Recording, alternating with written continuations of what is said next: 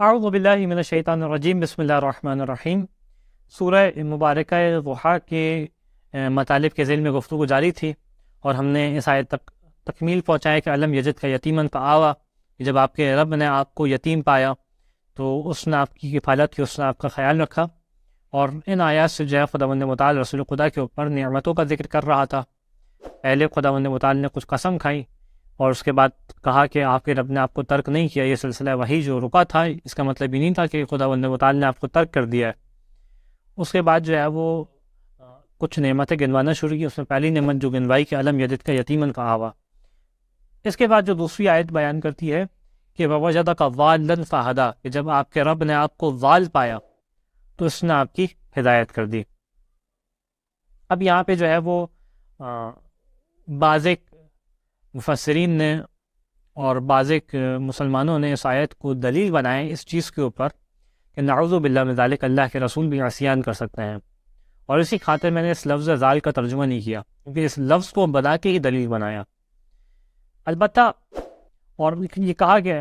اللہ کے رسول جو ہے وہ نعوذ باللہ من ذالک ایک ایسا فعل انجام دے سکتے ہیں کہ جو معصیت الہی میں شمار کیا جائے۔ البتہ جب انسان خود اس لفظ کے بارے میں لغت کے اندر دیکھتا ہے تو اس کو معاملہ مختلف دکھائی دیتا ہے، اور وہ کس انداز میں کہ لفظ ذال کا جو اہل لغت نے معنی کیا وہ یہ نہیں کیا کہ انسان جو ہے وہ گمراہی کی جانب جائے، انسان جو ہے وہ اس مرحلے پہ جائے کہ جو ہے وہ ایسا فعل انجام دے جو عصیان الہی ہو، بلکہ کیا کیا وَهُوَ الضِّعَاءُ الشَّيْءِ وَذِهَابُهُ فِي غَيْرِ حَقِّ، جو مقاییس اللغہ نے بیان کیا، جو عرب کی معروف لغت ہے، کہ کسی چیز کا جو ہے وہ ضائع ہو جانا، کسی چیز کا گمنام ہو جانا، کھو جانا کسی چیز کا، یہ معنی کیا ضال کا۔ یعنی کوئی شخص کھو جائے تو اس کو ضال کہتے ہیں، یا کوئی چیز گمنام ہو جائے تو اس کو ضال کہتے ہیں۔ اس اعتبار سے اگر رئیسی طور پہ ضال کے معنی بیان کیے جائیں تو اس کے دو معنی ہے جو رئیسی طور پہ بنتا ہے، کہ کسی چیز کا گم شدہ ہو جانا، کسی چیز کا جو ہے وہ کھو جانا۔ اور جو روایات بیان کرتی ہیں وہ پہلے والے معنی کے بارے میں بیان کرتی ہیں کہ جب ہم نے آپ کو گم شدہ پایا، گم شدہ کا معنی کیا ہے کہ لوگ آپ کو پہچانتے نہیں تھے۔ جب ہم نے یہ پایا کہ لوگ آپ کو بطور نبی نہیں پہچانتے، آپ کی پہچان نہیں ہے لوگوں میں بطور نبی، تو ہم نے آپ کی جانب ہدایت فرمائی، فہدا، ہم نے آپ کی جانب لوگوں کی ہدایت فرمائی۔ نہ یہ معنی کیا جائے کہ جو ہے جب آپ نعوذ باللہ من ذالک عصیان انجام دیتے تو ہم نے ہدایت فرمائی، بعید ہے اللہ کے رسول سے یہ بات، اور خود لغت بھی اس کا ساتھ نہیں دیتی۔ تو معنی یہ ہوا کہ جب آپ ہم نے دیکھا کہ آپ لوگوں میں گم شدہ تھے، جب لوگ آپ کو جانتے نہیں تھے، تو ہم نے ہدایت فرمائی لوگوں کی آپ کی جانب، جیسا کہ روایت میں بھی بیان کیا۔ اور خود یہ سب سے بڑی تائید بنے گی روایت میں بیان کرنا کہ یہ وہ ہے کہ جو اہل قرآن ہیں، جن سے ہم نے قرآن کو سمجھنا ہے، کیونکہ ان کے گھر میں قرآن نازل ہوا ہے۔ اور کس انداز میں روایت ہے، زرارہ بیان کرتے ہیں امام علیہ السلام سے۔ اب یہاں پہ جو ہے وہ روایت میں بیان نہیں کہ اب کون سے امام سے، یا تو امام محمد باقر علیہ السلام ہے یا امام جعفر صادق علیہ السلام، بیان کرتے ہیں کہ اس آیت کے بارے میں کہ وَوَجَدَكَ ضَالًّا فَهَدَىٰ، ای ہدا الیک قوما، خدا نے قوم کی ہدایت کی آپ کی جانب، آپ کی ہدایت نہیں کی۔ آپ گمنام تھے قوم کے، آپ گمشدہ تھے، لوگ آپ کو جانتے نہیں تھے آپ کہاں ہیں، قوم کی ہدایت کی آپ کی جانب۔ اور کیا کہ لا یعرفونک، یہ قوم آپ کو جانتی نہیں تھی، جب ہم نے ہدایت کی تو کیا ہو گیا، حتی عرفوک، آپ کو جاننے لگے۔ تو اس کا مطلب کیا ہے کہ ضالن آپ گمشدہ تھے۔ اس کے بعد جو آیت ہے وہ کہ ووجدک عائلا فاغنی، کہ جب ہم نے دیکھا کہ آپ تنگ دست ہیں، جب ہم نے دیکھا کہ آپ کے پاس مال دنیا نہیں ہے، آپ کے پاس جو ہے وہ تنگ دستی ہے، تو ہم نے کیا کیا، فاغنی، ہم نے آپ کو غنی بنا دیا، ہم نے آپ کو مال دنیا عطا کیا۔ اور انسان جا کے اب تاریخ میں دیکھیں کہ کن کن موارد میں رسول خدا کو خدا نے فقیر سے غنی میں بنایا، فقیر سے غنی کی جانب خدا لے کے آیا۔ تو سب سے بڑا موقع جو تاریخ میں دکھائی دیتا ہے اور سیرت رسول میں دکھائی دیتا ہے، جس کا کوئی اصل مسلمان منکر نہیں ہے، تمام امت مسلمہ، تمام مفسرین، تمام تاریخ لکھنے والے اس بات کو ضرور لکھتے ہیں کہ رسول خدا ایک فقیری کی زندگی گزار رہے تھے۔ رسول خدا کے پاس مال و دولت نہیں تھی، دنیاوی مال و دولت نہیں تھی، لیکن جب جناب ختیجہ سے ازدواج ہوا تو جناب ختیجہ نے اپنا تمام کا تمام مال و دولت آپ کی بارگاہ میں ہدیے کے طور پہ پیش کر دیا، چاہے وہ آپ کی کنیزیں ہوں، چاہے آپ کے غلام ہوں، چاہے آپ کا تجارت کا مال ہو، چاہے آپ کے محلات ہوں، تمام کی تمام چیزیں رسول خدا کی بارگاہ میں پیش کر دیں، حتیٰ اپنے آپ کو کہا کہ میں آپ کی کنیز ہوں۔ یعنی خدا نے پہلے ذکر کیا کہ جب ہم نے آپ کو یتیم پایا تو ہم تھے جس نے کفالت کی، اور وہاں پہ بیان کیا تھا کہ جناب ابو طالب کی کفالت گویا خدا کو اس طرح پسند آئی کہ خدا کہہ رہا ہم نے آپ کی کفالت کی۔ اور یہاں پہ بھی یہ بات آئے گی کہ گویا جناب ختیجہ کا مال رسول خدا کو دینا اتنا پسند آیا کہ خدا کہہ رہے کہ ہم نے جو ہے وہ آپ کو غنی بنایا، ہم نے آپ کو غنی کیا،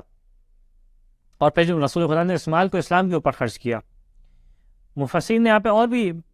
باتیں بیان کی کہ یہاں پہ جو ہے وہ اس سے مراد یہ بھی ہے کہ جب غزوات کے اندر رسول خدا کو جو ہے وہ مال آیا تو وہ بھی مراد ہے۔ صحیح ہے، تمام مرادیں ہوں گی، صحیح، انکار نہیں ہے کسی مراد کا، جہاں سے بھی خدا نے رسول خدا کو غنی بنایا۔ لیکن وہ سب سے بڑا مورد کہ جہاں پہ فقر کے بعد رسول خدا کو مال و دولت ملا وہ جناب ختیجہ کا مال تھا۔ یعنی کیا پاکیزہ نیت تھی جناب ختیجہ کی، اور کیا برکت تھی اس مال میں کہ خدا اس مال کی نسبت اپنی جانب دے رہا ہے۔ اس کے بعد آیت بیان کرتے ہوئے اب تمام نعمتیں بیان کر دی، تو اب جو ہے وہ ان باتوں کا کچھ باتوں کا خیال رکھیں۔ وہ کیا؟ فَأَمَّا الْيَتِيمَ فَلَا تَقْهَرْ۔ اب دیکھیں آپ کے سامنے کبھی یتیم ہو تو اس کو دھتکارے گا نہیں، اس کو جو ہے وہ ذلیل نہ کیجیے گا۔ کوئی یتیم ہو، اسلام نے اس عنوان کو بہت اہمیت دی ہے کہ اگر انسان کے سامنے کوئی یتیم آیا ہو، جیسا کہ سورہ مبارکہ فجر میں بھی بیان کیا تھا، یہاں پہ بھی ہوئی بات کہ اگر انسان کے سامنے یتیم ہو اور کوئی ایک ایسا شخص ہو کہ جس کے ماں باپ نہیں ہیں، جس کا باپ نہیں ہے یا علاقل، تو آپ جو ہے وہ اس سے رحمت سے پیش آئیں، آپ اس سے جو ہے وہ احترام سے پیش آئیں، یتیم کا اکرام کریں۔ ایک مرحلہ تو یہ ہے کہ آپ اس کی مالی مدد کریں، یہ بھی ایک اپنی جگہ اہمیت کا حامل ہے، لیکن صرف مالی مدد پہ اکتفا نہیں کریں، اس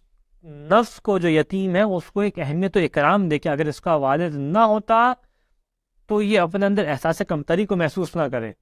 اور ویسا ہی اکرام ملے گا اگر اس کا والد موجود ہوتا تو جیسا اکرام ملتا، بلکہ اس سے بڑھ کے، کیونکہ اب تو اس کو ایک احساس کمتری ہے، کہیں اس احساس کمتری کا شکار نہ ہو، تو اسلام خاص اہمیت دیتا ہے یتیموں کو خیال رکھتے کو۔ اسی ذیل میں امام جعفر صادق علیہ السلام سے روایت بھی ہے کہ ما من عبد یمسح یدہ علی رأس یتیم رحمتا لہ، کہ جب بھی کوئی بندہ کسی یتیم کے سر پر رحمت کی خاطر ہاتھ پھیرتا ہے، نتیجہ کیا ہوتا ہے؟ الا اعطاہ اللہ بکل شعرہ نورا یوم القیامہ، خدا جتنے بھی اس کے سر پہ بال ہیں اس کے عوض جو ہے وہ اس کو قیامت میں ایک نور عطا فرمائے گا۔ بلکہ روایت نے یہ بھی نہیں کہا کہ سر پہ بال، جتنے بھی بال ہیں اس کے بدلے جو ہے وہ خدا اس کو قیامت میں ایک نور عطا فرمائے گا۔ یعنی اسلام خاص اہمیت دیتا ہے کہ یتیموں کا اکرام کرو، یتیموں کا خیال رکھو۔ اس کے بعد آیت بیان کرتی ہے وَأَمَّا السَّائِلَ فَلَا تَنْهَرْ، اور جب کوئی مانگنے والا ہو تو اس کو بھی جو ہے وہ اس کو دھتکار کے منع نہ کریں، اس کی بے عزتی نہ کریں، اس کو ذلیل نہ کریں۔ یہاں پہ بھی اہم ترین بات یہی ہے کہ خداوند متعال نے ہر نفس انسانی کو ایک عزت و کرامت عطا کی ہے۔ ہر نفس انسانی، ممکن ہے کہ یہ شخص خود اپنی عزت نہ کر رہا ہو، لیکن خدا نے ایک عزت ہے جو اس نفس انسانی کو عطا کی ہے، اور اس نفس انسانی کا تقاضا یہ ہے کہ اس کی عزت کی جائے، اب وہ چاہے کوئی بھی ہے، یہ انسان ہے، یہ عنوان کافی ہے اس کو عزت دینے کے لیے، خدا نے اس کو عزت دی ہے، اس عنوان کو خدا نے عزت دی ہے۔ اگر کوئی آپ سے مانگ رہا ہے، اس نے اپنی تمام عزت جو ہے وہ اس طریقے سے آپ کے سامنے پیش کر دی ہے، ممکن ہے کہ مجبوری کی وجہ سے ہو، ممکن ہے کہ جو عزت خدا نے اس کو عطا کی تھی اپنے آپ کو اس نے وہ عزت نہ دی ہو، ممکن ہے اس وجہ سے، ممکن ہے کوئی مجبوری کی وجہ سے، لیکن اب آپ اس کو مزید ذلیل کریں، یہ کام نہ کریں، اس کی عزت تو یہی تھی، اس کی مزید بے عزتی نہ کریں۔ تو خاص اسلام اہمیت دیتا ہے کہ اس کو کہ نفس انسانی کو عزت دی جائے۔ اما السائل فلا تنہر، اس کو بھی دھتکارے نہیں، ذلیل نہ کریں، ممکن ہے کسی موقع پہ آپ نہ دے سکتے ہو، لیکن کم از کم اس کو جو ہے وہ ایسے جملے نہ کہیں کہ جس سے اس کی ذلت ہو۔ اما السائل فلا تنہر۔ اس کے بعد بیان کیا وَأَمَّا بِنِعْمَةِ رَبِّكَ فَحَدِّثْ، اور جو آپ کے رب کی نعمت ہے اس کو بیان کریں، اس کو بیان کریں نعمت کو۔ اب یہاں پہ نعمت کس طریقے سے بیان ہو سکتی ہے؟ یہاں پہ دو طریقے سے تصور ہو سکتا ہے۔ ایک انسان قولاً بیان کرے، الفاظ کے ذریعے سے بیان کرے، ایک انسان فعل کے ذریعے سے بیان کرے۔ البتہ ان دونوں کے اندر ایک بات بہت اہم ہے، اور وہ یہ کہ یہاں پہ خدا یہ نہیں کہہ رہا کہ فقر و مباحات کرو، جا کے اسراف کرو، نہیں، ہرگز مراد یہ نہیں ہے۔ نہ فقر و مباحات کرنا ہے، نہ اسراف کرنا ہے، بلکہ رب کی نعمت کا اظہار کرنا ہے۔ اس کے کچھ وہ مہارت ہے کہ جہاں پہ لاشک کا والا رہی باہر کہ انسان بہترین انداز کیا ہے رب کی نعمت کے اظہار کا، کہ جب زبان سے اظہار کرے تو خداوند متعال کا ہر وقت شکر ادا کرے، ہر وقت شکر ادا کرے خداوند متعال کا، پالنے والے تو نے یہ نعمت عطا کی، میں تو اس لائق نہ تھا، میرے اندر تو صلاحیت نہیں تھی، میں تو اس لائق نہ تھا کہ تو مجھے نعمت عطا کرتا ہے، تیرا احسان تھا، تو نے مجھے نعمت عطا کی، تو شکر کرے خداوند متعال کا، میں ضعیف و ناتواں تھا کہ تو نے مجھے طاقت عطا کی ہے، تو نے مجھے مال و دولت عطا کیا۔ اسی طریقے سے زبان کو گناہوں سے بچائے تو خدا کی نعمت کا اظہار۔ پھر دوسرا اظہار کیا ہے؟ فعلاً کس طریقے سے اظہار کرے، جو بہترین طریقہ ہے فعل کا، وہ یہ کہ انسان جو ہے وہ صدقہ کرے زیادہ سے زیادہ، خدا کی نعمت کا اظہار کرتے ہوئے پالنے والے نے مجھے دیا ہے، میں تو نہیں تھا جو اس مال کو حاصل کر سکتا تھا، جب اس نے مجھے دیا تو میں اس کی راہ میں پلٹاؤں گا۔ اس طریقے سے خدا بند متعال کی نعمت کا اظہار کرے، غریب مومنین کی مدد کرے۔ یہاں پہ ایک اور بات بھی جو مفسرین نے بیان کی وہ یہ کہ نعمت کا جو فعلاً طریقے سے اظہار ہے وہ یہ بھی کہ انسان پیسہ آنے کے بعد بھی یا مال دنیا آنے کے بعد بھی کسمہ پرسی کے عالم میں نہ رہے۔ یعنی آیت بعض افراد میں دیکھا گیا ہے کہ انسان کے پاس مال و دولت ہے پھر بھی اپنے آپ کو کنجوسی میں رکھا ہوا ہے، نہیں، نہ اس لیول پہ اظہار ہو کہ فقر و مباحات آ جائے، اور نہ اس درجے پہ آ جائے کہ انسان جو ہے وہ کنجوس جانے لگے۔ اگر تمہارے پاس مال دنیا ہے صحیح ہے، تو ہم اپنی شان کے مطابق جو مناسب ترین لباس ہے وہ پہنو، نہیں کہ تمہارے پاس اگر مال دنیا ہے پھر بھی پھٹے پرانے لباس میں رہو۔ یعنی یہ تمام وہ چیزیں ہیں جو ایک اثرات رکھتے ہیں معاشرے کے اوپر، اس کے اندر ایک مثبت اثرات ہیں، پازیٹیوٹی ہے جو معاشرے کے اندر سے نکل کے آتی ہے، کہ انسان چہرے پہ اس کے ناشکری نہ ہو، اس کے زبان پہ ناشکری نہ ہو، زبان پہ شکر الہی ہو، فعل میں صدقہ کر رہا ہو، فعل میں جو ہے وہ ایک اپنے معاشرے کے حساب سے، اپنے شان کے حساب سے ایک مناسب لباس ہو اس کے پاس۔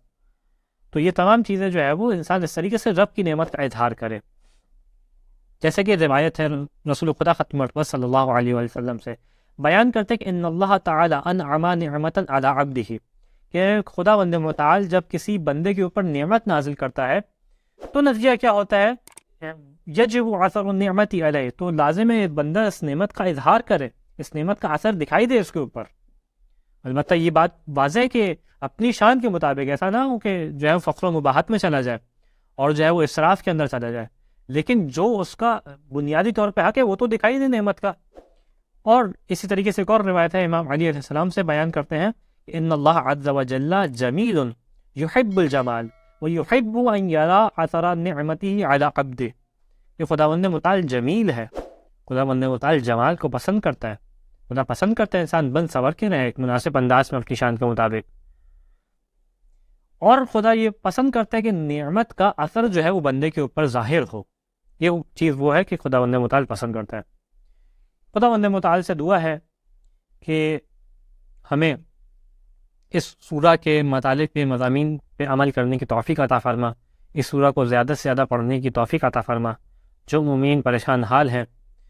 تجھے رسول خدا کا واسطہ ان کی پریشانی کو دور فرما۔ وآخر دعوانا ان الحمد للہ رب العالمین۔